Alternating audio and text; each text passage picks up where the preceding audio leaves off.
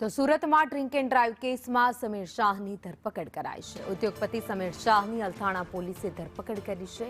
દારૂ પીને ભાડાની કારમાં ગયા હોવાનું સમીર શાહનું જુઠ્ઠાણું છે।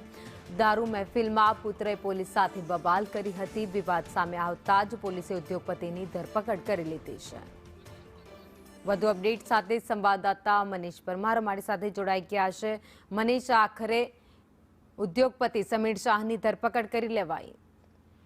જી બિલકુલ, ભાવિની વાત કરીએ તો થોડા દિવસ અગાઉ અલથાણ વિસ્તારની અંદર એક હોટલની અંદર પોલીસે બાતમીના આધારે દરોડા પાડ્યા હતા। જ્યાં ગાડી દારૂની મહેફિલ ચાલી રહી હતી ત્યારે ઉદ્યોગપતિ સમીર શાહ અને તેના પુત્રએ બબાલ કરી હતી। આ રેડ દરમિયાન પીએસઆઈ સાથે માથાકૂટ કરી હતી અને ઝપાઝપી પણ કરી હતી। સમગ્ર મામલે અલથાણ પોલીસે જે ગુનો નોંધ્યો હતો, ગુનાની અંદર તપાસ હાથ ધરવામાં આવી હતી। ત્યારે સમીર શાહે કહ્યું હતું કે તે ભાડાની કાર લઈને દારૂ પીને તે મહેફિલમાં ગયો હતો, પરંતુ પોલીસની ઉલટ તપાસમાં સમગ્ર કાંડો ફૂટી ગયો હતો।